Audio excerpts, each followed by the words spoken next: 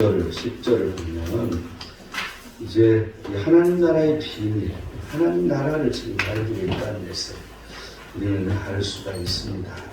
여러분, 이 유대 사람들은 이렇게 이런 밭이 있는데 그 밭 주위에 밴둘러서 밭이 나무로 울타리를 치고, 그리고 그 울타리 바깥으로 길이 있었습니다. 그래서 오늘은 이제 이 말씀을 비유하는 이러한 말씀입니다. 하나님 나라는 뭐죠?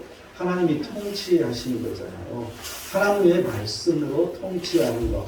그래서 말씀을 잘 받아들여서 우리가 열매를 맺느냐 맺지 않느냐, 여기에 아주 중요한 포인트가 있는 거죠. 자, 어떤 신앙으로 사십니까? 우리는 우리 신앙생활을 어떤 신앙생활을 하고 있는 것인지.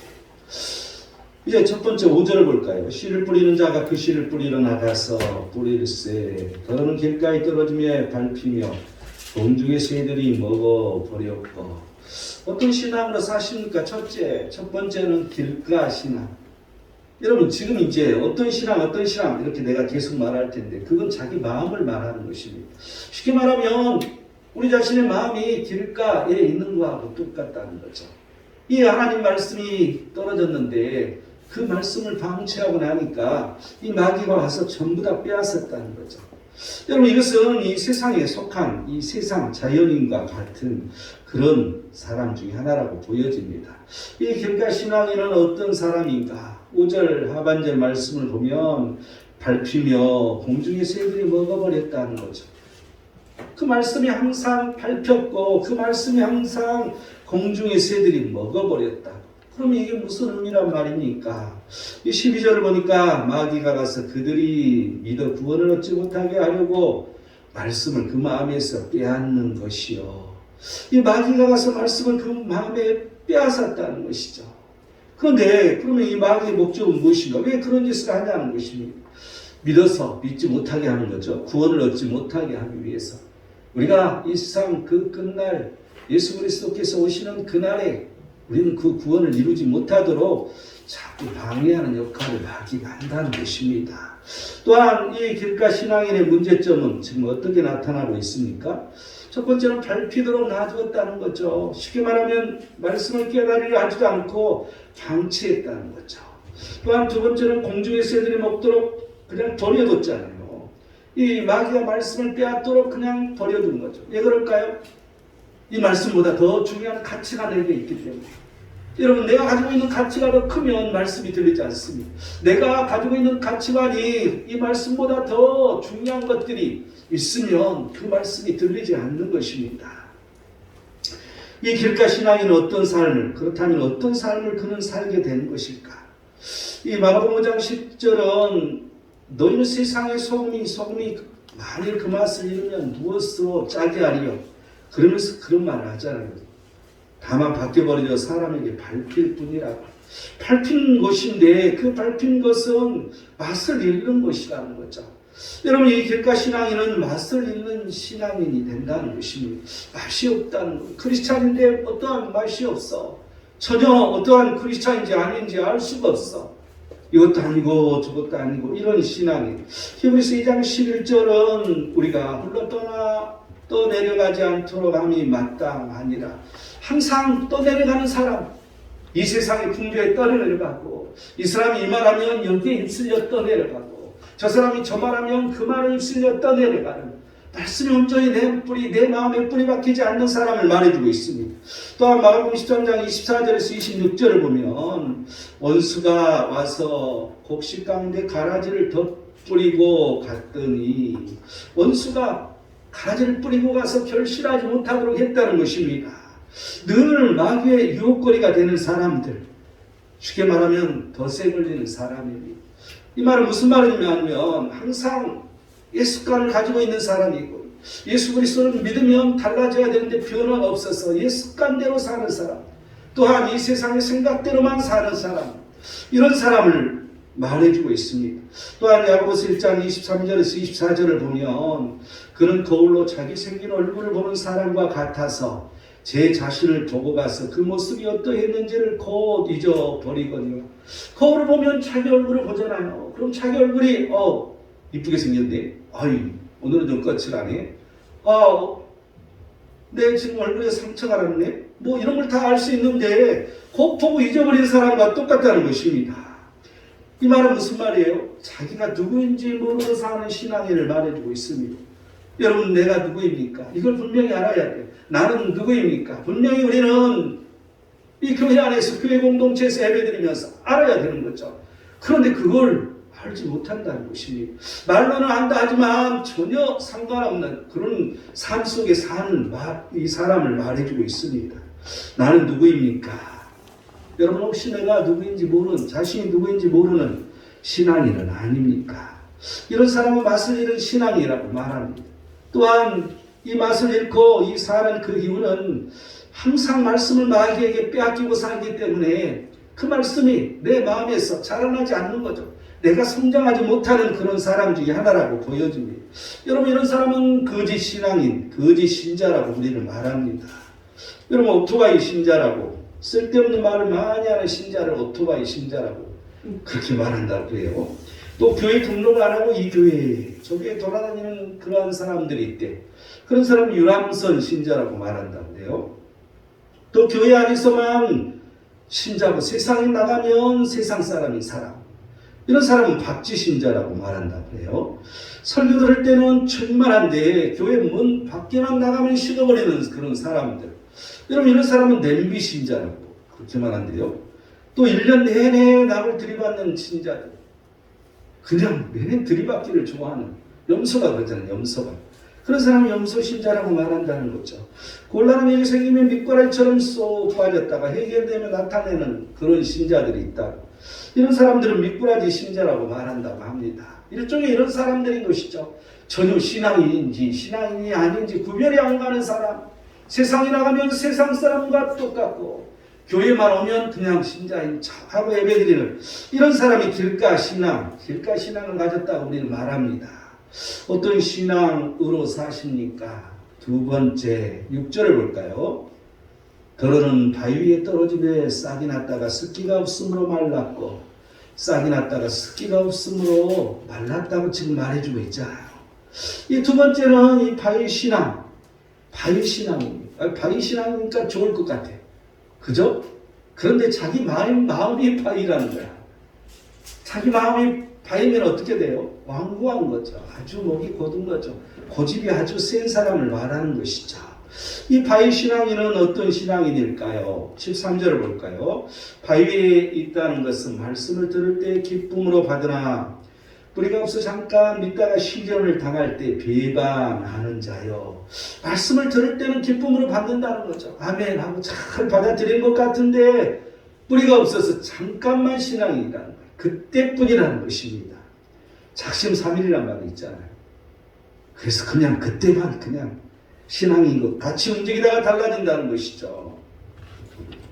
이 바위 신앙은 이 가진 사람들의 정착, 그들의 정착 끝은 어디일까요? 오늘 이 본문의 말씀처럼 시련을 당할 때 배반하는 사람, 시련을 당하면 바로 배반하는 것. 하나님을 내가 언제 믿었냐? 언제 내가 하나님을 알았냐고. 조금만 어려움만 오면 돌아서는 사람이 그들의 정착이라는 거죠.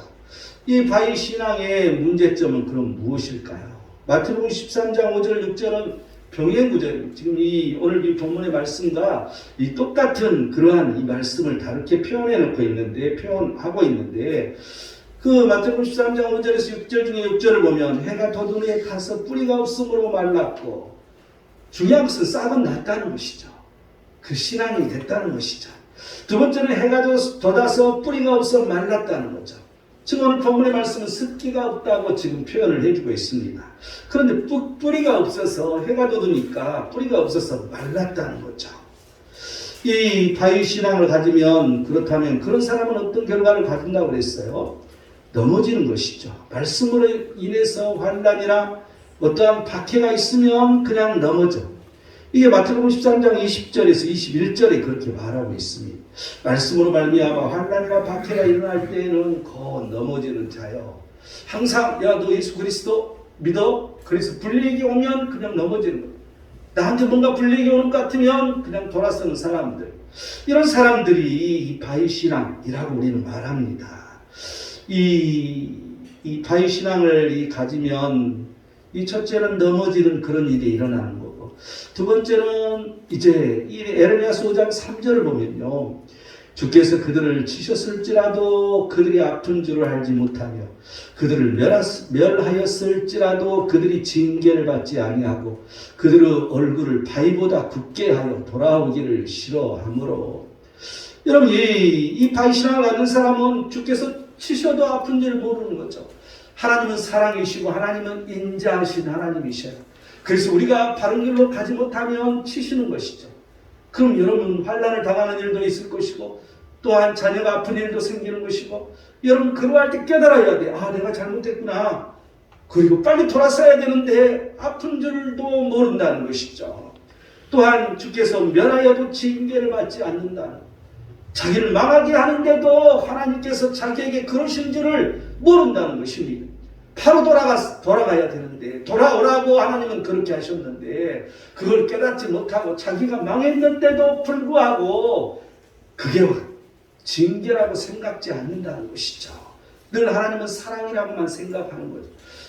여러분, 이 부모가 이 자녀를 교육시킬 때 말을 듣지 않으면 매를 때릴 때도 있잖아요. 항상 사랑하고 껴안고 늘 그렇지만 또한 때로는 매를 들 때도 있는 것이죠. 이처럼 하나님도 그러신다는 것입니다. 그 이유는, 그 매를 드는 것은 그들을 사랑하기 때문에 그들이 온전한 길을 가게 하기 위해서, 바른 길로 가게 하기 위해서 그런 일이 있다는 것을 우리는 알아야 됩니다. 그런데도 깨닫지 못하고 그걸 징계로 받지 않는다는 거죠. 그래서 그들은 얼굴을 바위보다 굳게 한다. 그 얼굴이 이 바위보다 더 굳어져서, 그게 마음을 보여주고 있잖아요.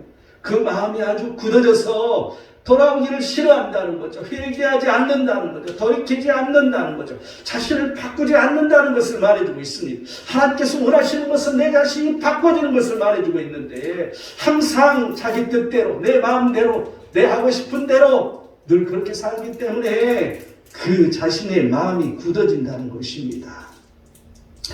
이 바위신앙을 가졌으면 어떤 조치를 우리는 취해야 할까요? 내가 바위신앙을 가졌네 하고 느꼈다면 우리는 어떤 조치를 취해야 돼. 로마서 2장 4절 5절을 보면, 혹 네가 하나님의 인자하심이 너를 인도하여 회개하게 하심을 알지 못한다는 거죠. 회개해야 되는데도 알지 못한 사람이 많다는 거죠. 왜냐하면 하나님의 인자하심, 하나님의 사랑은 늘 나를 집중으로 보고 있어. 항상 내가 어떻게 하나 모든 것을 눈동자처럼 지켜보고 계시는 거죠. 그래서 항상 안타까운 마음으로 나를 기다리고 계시는데 나는 빨리 돌아설 수 있어야 돼. 즉각 회개할 수 있어야 되는 거죠. 그런데 뭘 회개할지 모르니까 회개가 안 되는 것이지 않습니까? 이런 사람들은 마음이 완고한 사람이라고. 히브리 3장 7절에서 8절을 보면, 오늘 너희가 그의 음성을 듣거든 광야에서 시험하던 날에 거역하던 것 같이 너희 마음을 완고하게 하지 말라. 이스라엘 백성들이 그 40년 동안, 여러분 한 40일이면 갈 거리를 40년 동안 그들은 광야에서 살게 돼요. 왜냐하면 그 하나님에게 순종하지 못하고 늘 그 하나님에게 거역하고 늘 그 하나님에게 목이 곧은 그러한 일을 했기 때문에, 그래서 하나님께서는 목이 곧은 자들이라고 말합니다. 마음이 완고한 자를 말하는 거죠. 그래서 우리는 늘 내 마음이 완고하다고 느껴지면 돌이켜야 된다는 것입니다. 여러분, 자신이 완고하다고 생각하지 못하고 고집 피우는 사람들, 이런 사람들에게는 징계가 있을 수밖에 없다는 사실을 우리는 알아야 됩니다. 그런데 이렇게 완고하게 되지 않아야 되는데 그게 내 마음대로 안 되잖아요. 내가 완고해질 때 여러분 마음이 부드럽게 됩니까? 여러분, 쉽지가 않습니다. 그런 일이 일어나지가 잘 안 돼요. 내가 아무리 노력해도 잘 되지 않는 거죠. 에스겔서 11장 19절을 보면, 내가 그들에게 한 마음을 주고 그 속에 내 새 영을 주며 그 몸에서 돌 같은 마음을 제거하고 살처럼 부드러운 마음을 주어. 여러분, 약 2500년 전에 하는 하나님의 말씀입니다. 그 하나님께서 이제 미래에 새 영을 부어주겠다고. 그 영이 너희에게 임하면 너희 마음이 새롭게 되고, 그리고 돌같이 굳은 마음이 부드러운 마음으로 바꿔지게 하겠다고. 여러분, 예수 그리스도께서 오심으로 말미암아 그 성령 하나님께서 임하시는 거죠. 예수 그리스도께서 십자가에 못 박혀 죽으시고 보내마 약속하신 그 성령 하나님이 우리에게 임할 때 우리의 마음이 부드러워지는 거고, 우리의 마음이 새롭게 되는 거고, 우리의 마음이 온전히 돌이키는 그러한 회개의 역사가 일어나는 것이고, 우리의 마음이 완고해졌는데 그 완고해짐이 사라지고 하나님 말씀을 듣고 그 말씀대로 따라 순종하는 일이 일어난다는 사실입니다. 여러분, 이 성령 하나님의 역사하심이 이 시간에도 여러분에게 가득 차기를 축원드립니다. 항상 그 성령 하나님의 역사하심이 임할 때 말씀이 무엇인지 깨달아지고 말씀대로 사는 일이 일어나고, 내가 죄에 빠졌을 때는 바로 돌이킬 수 있는 일이 일어나고, 내가 마귀의 유혹에 항상 있을 때마다 그게 나도 모르는 사이에 거부가 되는, 튕겨지는 것이죠. 이런 일이 일어난다는 이 사실, 여러분, 우리는 늘 그 성령을 받아서 부드러운 마음으로 바꿔야 된다는 것입니다. 또한 요한복음 3장 5절을 보면 물과 성령으로 나지 아니하면 하나님 나라에 들어갈 수 없다고 말합니다. 이것은 거듭난다. 우리말로 하면 우리나라 성경에는 거듭난다고 이렇게 번역을 하고 있습니다. 언어의 뜻은 재탄생, 다시 태어난다는 뜻입니다. 우리가 다시 태어나야 된다는 거죠. 오직 하나님의 영이 우리에게 임해서 내가 과거에 내 습관대로, 내 관습대로, 이 세상의 방법대로 살았던 내가 예수 그리스도를 만남으로 말미암아 예수님의 그 말씀으로 내가 녹아내려줬어. 예수님의 말씀의 방법대로 살아가는 내 자신이 되어야 된다는 것이죠. 여러분, 우리는 이러한 신앙을 이 바위 신앙에서 바꿔야, 이런 신앙으로 바꿔야 된다는 것입니다. 여러분, 혹시 자신이 완고하지 않는지 한번 생각해 보시기 바랍니다. 자신이 바위같이 강하고 완고하지 않는지, 내 마음이 전혀 하나님과는 관계없이 살고 있지는 않는 것인지, 여러분, 이 바위 위에 싹은 나지만 뿌리를 내리지 못하듯이 완고한 자는 말씀이 늘 내게 말씀을 잘 받는데 뿌리가 내려지지 않는 거죠. 그래서 온유하라고 말합니다. 그래서 겸손하라고 말합니다. 온유한 자에게 하나님 말씀이 들리고 뿌리를 내리는 것이죠. 겸손한 자에게 하나님 말씀이 내게 임하여서 그 말씀이 내 마음에서 결실을 맺어서 내가 행동으로 드러나는 것이죠. 여러분, 이 의미를 잘 생각하시기 바랍니다. 우리에게 말씀이 있는지 없는지, 말씀이 없을 때가 너무 많다는 거죠. 그 이유는 자기 생각이 가득 채워져 있기 때문에. 여러분, 우리 마음속에 하나님은 안 계시고 내 생각이 가득하면 하나님의 말씀은 내 안에서 거할 곳이 없는 것이죠. 임할 곳이 없다는 것이에요. 그래서 우리는 늘 그 성령 하나님으로 채워지는, 이 바꿔지는 역사가 일어나야 된다는 것. 여러분, 이 바위 신앙을 갖는 사람들, 이런 사람에게 이렇게 빗대서 교인들의 10가지 병이 있다고 말합니다. 한번 여러분 들어보세요. 좀 웃기는 얘기지만, 첫 번째는 주일예배는 왔어도 세상 일만 생각하니 세상의 병이라는 것. 또한 두 번째는 예배당에 총을 쳐도 아직도 우물쭈물 대는 사람들. 그 시간이 늦지 않게 와야 되잖아. 게으름의 병이라는 거죠. 세 번째는 믿는 형제를 서로 보면서 두 눈만 힐끗힐끗 서로 인사하지도 않는다는 것, 시기의 병이라는 것입니다. 네 번째는 예배당에 앉아도 살림살이를 늘 염려해, 이 염려병인 것이죠. 다섯 번째는 예배당에 출석부를 보니까, 옛날에는 이렇게 동그라미를 쳤어. 지금 같으면 가위표를 칠 텐데, 나 같으면 이렇게 사선을 치는데, 그래서 이 동그라미가 가득한 결석병, 이런 사람들. 여섯 번째는 예배당에 늦게 나와서 정신없이 기도는 열심히 하는 거죠. 남들이 보기 좋게. 외식병이라고 말합니다. 또한 일곱 번째는 예배당에 와서 고개만 끄덕끄덕하는 졸음병이 있다는 거죠. 여덟 번째는 성경 말씀을 아무리 들어도 은혜 받지 못했으니 기갈병. 늘 결핍이 있다는 거죠. 아홉 번째는 헌금할 때는 돈 아까워서 우물쭈물하는 인색병. 열 번째는 예배하고 돌아가서도 세상 일만 생각하는 세상병. 여러분, 우리는 늘 예배의 은혜를 받았으면 그 말씀으로 내가 바꿔져야 됩니다.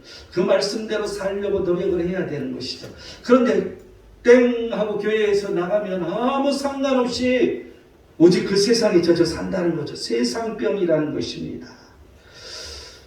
우리는 여러분 생각해 보십시오. 몇 번째 해당될까? 나는 몇 번째 해당되나 한번 생각해 보.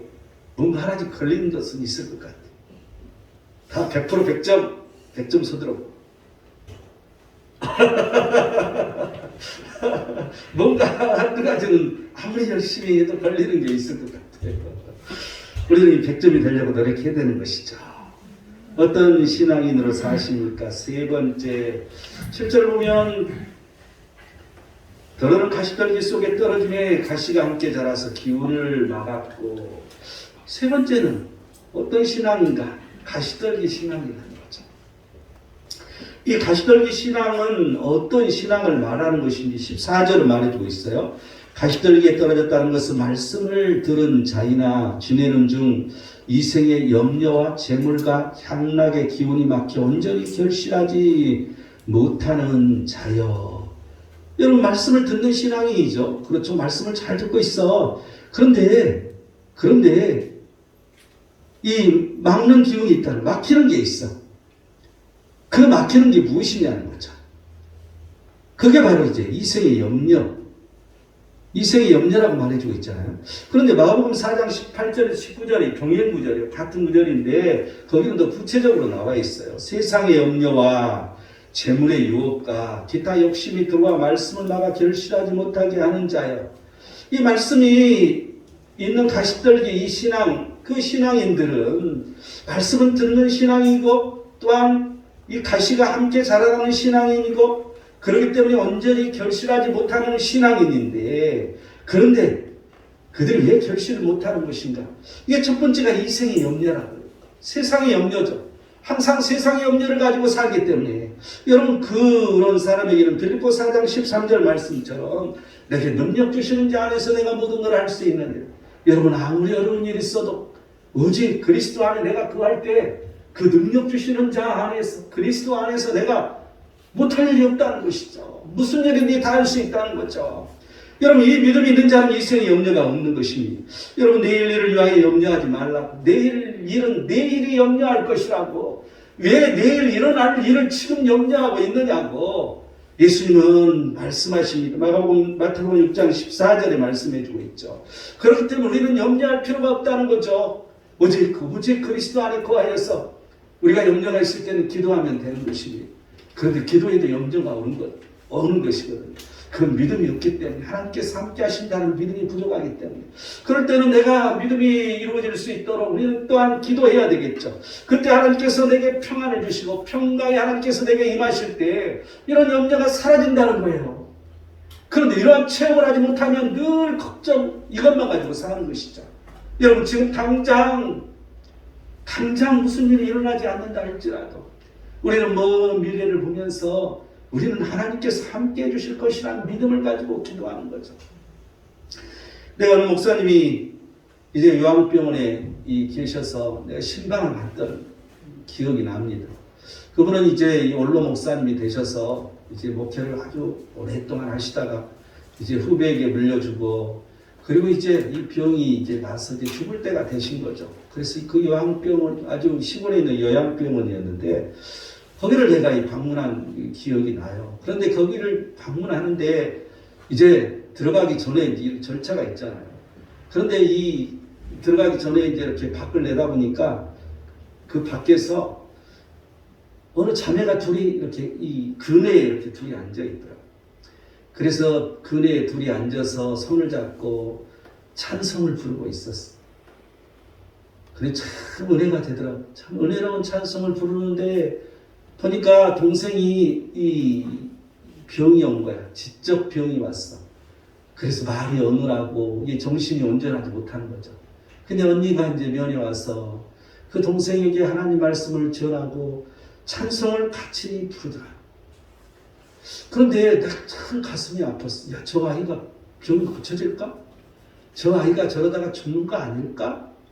그런데 그 언니는 그 믿음을 가지고 같이 부르자. 동생은 그것도 제대로 못 부르는 거죠. 정신이 온전하지 못해서. 그런데 야, 너 나 같이 이 찬송을 같이 부르자. 그러면서 끊임없이 찬송을, 내가 면회가 끝나고 가는데도 그때까지 계속해서 찬송을, 자기 동생한테 찬송을 가르치는 거야. 그 모습을 보면서 저게 바로 믿음이구나. 설령 그 아이가 변화가 없다 할지라도, 설령 그 아이가 고침이 없다 할지라도 그 아이에게는 평강의 하나님이 임하시는 것입니다. 그 아이에게는 그 평안이 임한다는 것이죠. 여러분, 이 몸은 성하지 못할지라도 그 마음은 하나님의 평안이 임해서 그는 천국에 갈 수 있다는 것이죠. 여러분, 이 소망을 가지고 그 언니는 그 동생에게 끊임없이 그 찬송을 같이 부르는 것을 보면서 여러분, 이게 바로 믿음인 것이구나 하는 그런 생각을 해봤습니다. 여러분, 우리는 염려할 필요가 없습니다. 항상 걱정이 있다 할지라도 우리는 그리스도 안에 거하여서 그 하나님 앞에 다 맡기고 우리가 기도할 때 내게 능력 주시는 자 안에서 내가 모든 걸 할 수 있다는 고백이 우리 입에서 터져 나온다는 이 사실을 여러분 기억하시기 바랍니다. 여러분, 나도 직장 생활을 꽤 오래 했는데 어쩔 때는 아침에 눈 뜨는 게 고통스러울 때가 있었어.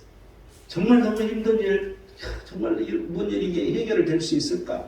이런 걱정이 태산 같은 이런 일을 앞두고 눈을 뜨면 눈 뜨는 게 고통이었어. 그래서 눈을 뜨고 출근하려면 정말 너무 출근하기 싫더라. 이런 때가 나도 있었던 것 같아요. 그런데 항상 그럴 때마다 하나님을 의지하지 않을 수 없었던 거죠. 여러분, 우리가 의지할 게 뭐가 있어요? 하나님밖에 없어. 늘 나의 감사를 특히 많이 받았어. 감사하고 감사. 여러분, 감사 중에 감사하고 감사가 제일 힘들어요. 그리고 국방부 감사, 경제기획원, 여러 부서 감사를 나도 많이 받아봤는데, 그때마다 얼마나 긴장이 돼. 근데 문제가 딱 있어. 그런데 그때 왔어. 그럼 100% 올리는 거잖아, 이게. 내 우리가 문제가 있는데, 이게 추적해서 들어온 거지. 그래서 감사받는 날, 여러분, 얼마나 마음이 고통스러워, 이게. 그런데 여러분, 이 감사는, 보통 감사는 일주일 받거든요. 그런데 감사한 감사는 2주를 받아요. 감사한 감사하고 나면 일주 동안 걔들은 아무 소리도 않고 모든 소리를 다 가져오라. 그리고 자기들이 소리만 검사를 하는 거지. 아무 소리도 않고. 그리고 체크를 다 해놨다가 2주째부터 오라 그래, 이제. 그래서 이제 왜 당신은 이렇게 했습니까? 왜 이건 이렇습니까? 다 물어보기 시작하는 거죠. 그런데 그때마다 그 하나님은 도와주시더라고. 벌써 내가 걸릴 거, 이걸 보면 나는 이제 죽는구나. 이러한, 이 처절한, 이러한 게 있는데, 그 처절한 그 속에서 그 하나님 앞에 몸부림쳐지는 거죠. 하나님밖에 의지할 수 없는 거죠. 그렇게 넘어가게 하더라는 거죠. 넘어가게. 하나님께서 넘어가게. 6월절 넘어가잖아요. 여러분, 이 은설주에 피를 묻힌 집만은 그 하나님이 넘어가서 그 장자들을 죽이지 않았어. 모든 장자를 죽였는데 피를 묻힌, 은설주에 피를 묻힌 집만은 넘어갔어. 여러분, 이게 6월절이지 않습니까? 이처럼 그런 일이 있더라는 것이죠. 여러분, 우리는 이 생에 염려할 필요가 없습니다. 오직 하나님 앞에 맡기면 당장 내가 어렵고 힘들고 고통스러운 일이 닥치고 그런 일이 일어났다 할지라도 하나님께서는 그 미래를 보시고 일으켜 세우시고 또한 그 일에서 피할 길을 내시는 그 하나님, 우리는 그 하나님을 항상 높이며 찬양해야 할 것입니다. 그런데 이러한 이생의 염려에 있는 사람이라는 거죠. 또한 재물의 유혹, 여러분, 물질이 어려울 때, 또한 물질이 손실이 왔을 때 본능적으로 거부가 되는 거죠. 몸부림칠 수밖에 없는 거죠. 그러잖아요. 내 재산에 손실이 오는데 그 좋아할 사람이 어디가 있어? 몸부림치는 것이죠. 여러분, 그러한 때에 우리는 그러한 유혹에 말려들 이유는 없다는 것이죠. 오직 하나님 앞에 맡기고 우리가 기도하며 나아갈 때, 그래서 항상 이 물질하고는 늘 관계되는 것은 먼저 그의 나라와 그의 의를 구하라. 그리하면 이 모든 것을 너희에게 더하시리라. 마태복음 6장 33절 말씀, 여러분, 이 말씀을 늘 가슴에 새겨야 돼요. 먼저 하나님 나라를 구하라는 거죠. 먼저 하나님의 의를 구하라는 거죠. 그러할 때 하나님께서 그 모든 것을 더해 주시는 하나님. 여러분, 이 사업하는 사람들 중에서도, 기업하는 사람들 중에서도 항상 먼저 하나님을 찾는 분들이 많이 있습니다. 그래서 모든 것을 하나님 앞에 맡기고 이 기업을 하는 분들이 많이 있어요. 그런 분들 간증을 들어보면 항상 먼저 하나님을 찾았던 거죠. 먼저 예배하는 것이 중요했고, 먼저 하나님의 일을 하는 게 중요했고, 먼저 항상 하나님 앞에 자신을 내세우는 게 중요한 사람들, 그런 사람들에게 하나님의 손이 임하더라는 것입니다. 여러분, 항상 이러한 재물의 어려움, 이러한 일에 흔들림 없이 먼저 그의 나라와 그의 의를 구할 때 그 하나님께서 함께 하신다는 믿음을 가져야 됩니다. 또한 이제 욕심이 향락이라고 그랬잖아요. 여러분 이 향락이라는 건 과하면 향락이 되는 거죠. 요즘은 잘 사는 시대이기 때문에 어느 정도 선은 다 우리가 유지하고 사는 거죠. 가난한 나라 여러분 가보세요. 얼마나 비참하게 사는지. 여러분 이 가난한 나라 가면 물이 없어서 늘 병에 걸리는 거죠. 물이 없어서 구덩이를 크게 파놓고 비가 많이 하는 우기철에 거기 물을 받아놔. 그래서 이제 어디를 가나 이 마을마다 이런 큰 이렇게 구덩이를 파놓고 거기에 물이 가득 차 있어. 근데 얼마나 물이 더러워요. 그 물에다가 마을 사람들이 다 와서 빨래도 하고 이도 닦고 세수도 하고 그런데 그 물로 그 물을 떠가지고 타버리는 거. 여러분 그러니까 병이 많을 수밖에 없는 병 환자들이 많아서 죽는 것이죠. 여러분 그렇게 비참하게 살아간 나라들이 얼마나 많은지 몰라 이 세상에는. 그런데 우리는 그러할 일이 없잖아요. 우리는 부유하게 살고 있잖아요. 여러분 그 부유함이 이제 도를 넘어서 이 사치로 넘어가는 이런 것들 어떤 이 즐거움에 빠져서 엔조이하는 것들이 너무 강한 이게 어느 선을 넘어가면 향락이 된다는 것입니다. 또한 욕심이라는 거 욕심은 끝이 없잖아요. 내가 어떤 옷을 입느냐 100만 원짜리 가방을 내가 들었는데 그런데 또 욕심이 있어. 야 누구는 1000만 원짜리를 가지고 다니던데 그럼 1000만 원짜리를 넘보는 거죠. 여러분 이건 탐심이지 않습니까? 욕심이에요 그게. 이게 욕심도 과하면 사람이 욕심 없는 사람이 어디 있겠어요. 다 욕심이 있어요. 그런데 그 욕심이 강하면 탐심이 되는 거야. 그런데 이 탐심은 골로새서 5장 5절을 보면 우상 숭배라고 말해주고 있습니다. 그래서 땅의 지체를 죽이라고 우리의 지체를 죽여라는 거죠. 그래서 그런 욕심에서 나를 낮춰라는 거죠. 여러분 늘 겸손한 마음, 늘 우리는 나를 낮추는 마음, 그 하나님 앞에 그런 마음으로 나아갈 때 여러분 이 세상 보기에는 우습게 보일지 모릅니다. 세상 보기에는 무시할지 모릅니다. 하지만 하나님 앞에는 진실한 것이죠. 하나님은 그런 사람을 써주시고 그런 사람을 보고 계시고 그런 사람에게 이 세상 끝날 이제 이 하나님 나라가 이루어질 때 상급이 더 크다는 이 사실을 우리는 기억해야 할 것입니다. 그런 돈이 있을 때 그런 돈을 가난한 자들에게 오히려 나눠 주는 것이 하나님 보시기에 기쁨이고 또한 그런 돈을 하나님의 일을 위해 쓰는 것이 오히려 더 기쁨인 것이죠. 여러분 이러한 것을 우리는 기억해야 돼요. 이 세 번째 가시떨기 신앙은 세상과 관련이 높은데 세상은 어떤 의미가 있을까요? 여러분 세상은 어떻게 우리에게 대하느냐 하는 거예요. 창세기 3장 18절을 보면 땅이 내게 가시덤불과 엉겅퀴를 낼 것이다. 여러분 이 세상은 항상 가시덤불이 있어요. 엉겅퀴가 있어요. 그래서 하나님 말씀을 제대로 우리가 소화하지 못하도록 흡수하지 못하도록 늘 방해한다는 것입니다. 여러분 우리는 그래서 세상의 사고 안에 젖지 말라는 거죠. 세상의 사고 안에 젖어 살 때 그러할 때 하나님 말씀 우리 귀에 들리지 아니하고 우리 마음에 흡수되지 아니하고 우리에게 열매 맺지 않는다는 이 사실을 여러분 기억해야 할 것입니다. 이 가시떨기 신앙을 갖고 있는 사람이라면 그렇다면 어떤 조치를 취해야 되잖아요. 내가 나는 가시떨기 신앙을 가졌는데 그럼 어떤 조치를 취해야 되는 거죠. 여러분 내 마음속에 가시하고 말씀이 같이 동반하고 있는데 여러분 이 가시가 있는 사람을 늘 찔르잖아요. 그래서 늘 힘들게 하는 사람들 똑같이 교회 공동체에 있는데 늘 시기하고 질투하고 누구를 긁어내리고 여러분 이런 것들은 어느 누구에게나 다 있는 거예요. 이 세상 사람 모든 사람이 다 있어. 그런데 이 교회 안에서는 그 내 지체를 죽여야 되는 것이죠. 그 말씀이 나를 지배하지 못하면 그게 들고 일어나서 그 가시가 사람을 늘 찔르고 다녀. 여러분 이러할 때 나 때문에 다른 사람이 이제 신앙을 잃는 경우도 생긴다는 것이죠. 나 때문에 교회 안 나온 사람이 생기는 것이죠. 나 때문에 교회 나오기 싫어하는 사람이 생기는 것이죠. 여러분 이게 가시떨기 신앙인 거예요. 하나님 말씀을 갖고 있는데 하나님 말씀과 더불어서 가시가 같이 자라고 있어. 여러분 이러한 사람들 우리는 분명하게 이런 사람들이라고 생각되면 우리 자신을 돌이켜야 되는데 어떻게 돌이키냐는 거죠. 에레미야 4장 3절은 너희 묵은 땅을 갈고 가시덤불에 파종하지 말라. 항상 하나님 말씀에 서라는 거죠. 우리가 그 가시라고 생각되는 거. 여러분 이 세상에 이러한 이 격언 중에서도 책을 읽지 않으면 가시가 돋아나서 사람을 찌른다는 말이 있어요. 우리 하나님 말씀에도 항상 우리는 하나님 말씀이 우리에게 있지 않으면 우리는 늘 가시가 될 수 있다는 거죠. 여러분, 그래서 우리는 말씀을 늘 읽어야 됩니다. 말씀을 늘 선포해야 됩니다. 여러분, 그래서 우리가 새벽 기도를 지금 말씀 선포 3장 4장씩 매일 지금 새벽 기도 시간에 하고 있잖아요. 그러면서 짧게 말씀을 듣고 너무나도 의미가 있는 것입니다. 항상 하나님 말씀이 내게 존재해야 되는 거죠. 항상 하나님 말씀을 내 머리에 입력을 자꾸 반복해서 시켜야 돼요. 왜 설교는 하는 말씀이 또 나오고 또 나올까? 여러분, 그 이유는 하나님께서 보시기에 들어야 할 사람이 계속해서 안 듣고 있기 때문에, 또한 들어야 할 사람이 또한 있기 때문에 하나님은 늘 선포하라고 말씀하십니다. 또한 이러한 말씀의 제목을 주실 때마다 들어야 할 사람이 있는 것이죠. 누군가가 있다는 사실입니다. 그래서 반복되는 말씀이 늘 나오는 것입니다. 우리는 들어야 됩니다. 들을 귀가 있어서 들어야 되는 것이죠. 또한 히브리서 6장 7절에서 8절을 보면 밭가는 자들이 쓰기에 합당한 채소를 낸다.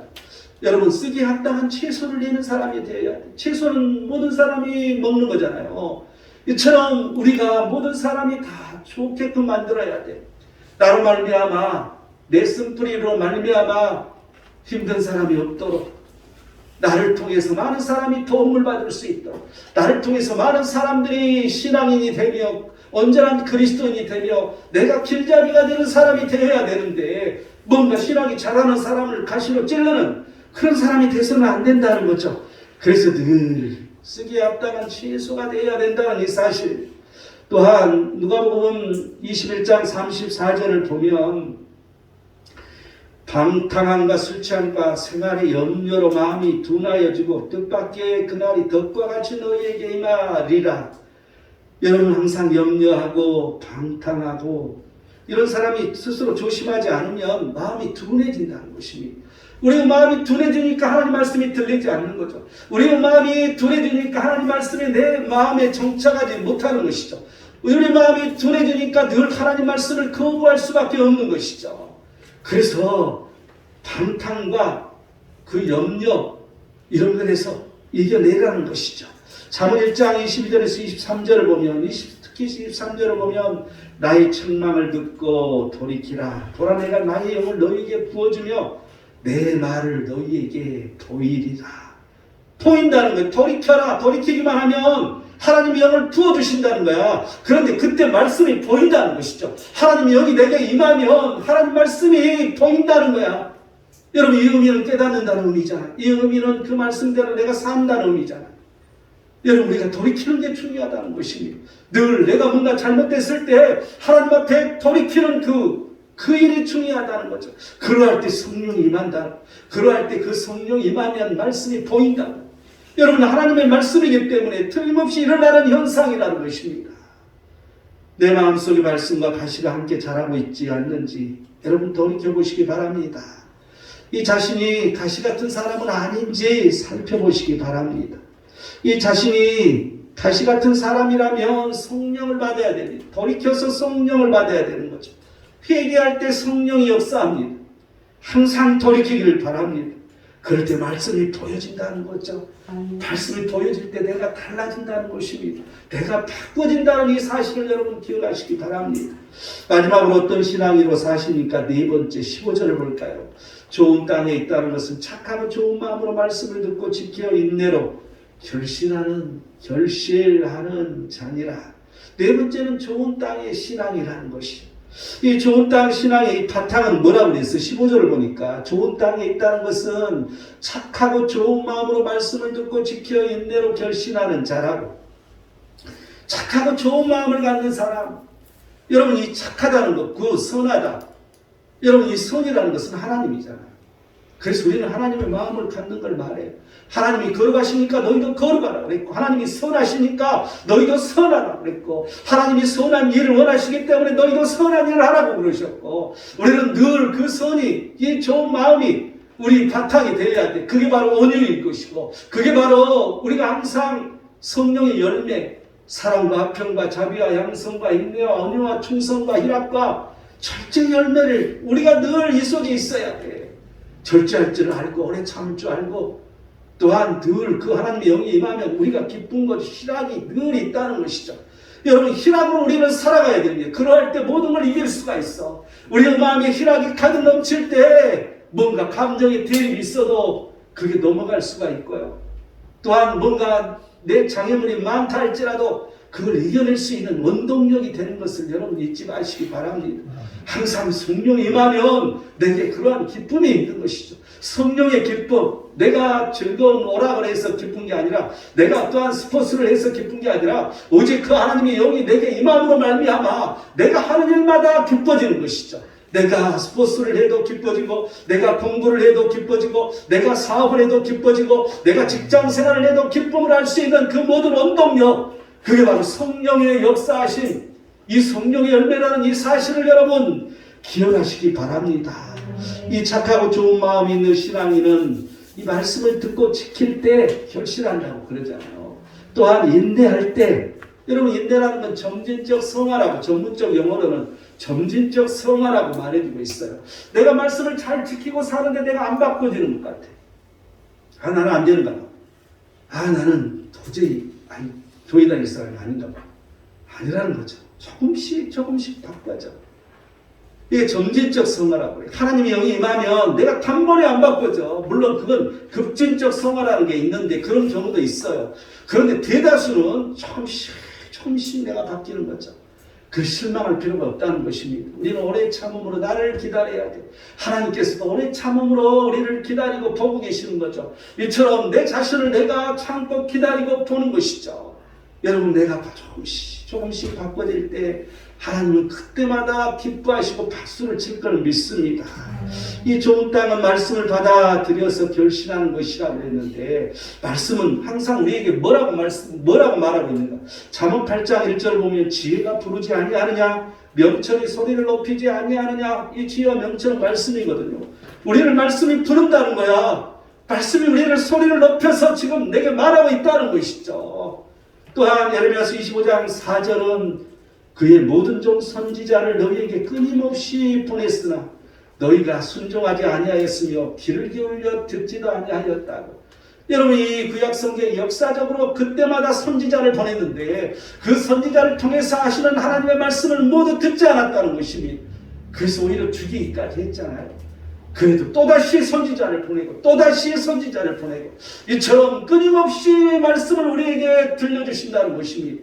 지금 이 순간도 하나님 말씀이 선포될 뿐만 아니라 여러분 예배 드리는 순간순간마다 하나님 말씀은 계속해서 선포되고 있습니다. 그래서 우리는 그 말씀을 흡수해야 되는 것이죠. 예레미야서 13장 15절은 너희는 들을지어다, 귀를 기울일지어다, 교만하지 말지어다. 여러분 들으라는 거예요. 쉐마. 여러분 히브리어로 쉐마, 들으라는 것이죠. 귀를 기울여라는 것이야.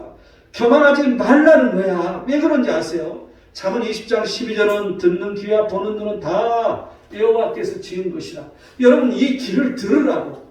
그냥 이 세상 말을 다 들을 수 있지만 하나님 말씀을 들으라고 이 귀를 지었다는 것입니다. 또한 이 눈을 하나님의 말씀을 보라고 그 말씀, 우리 눈을 지었다는 거죠. 하나님께서.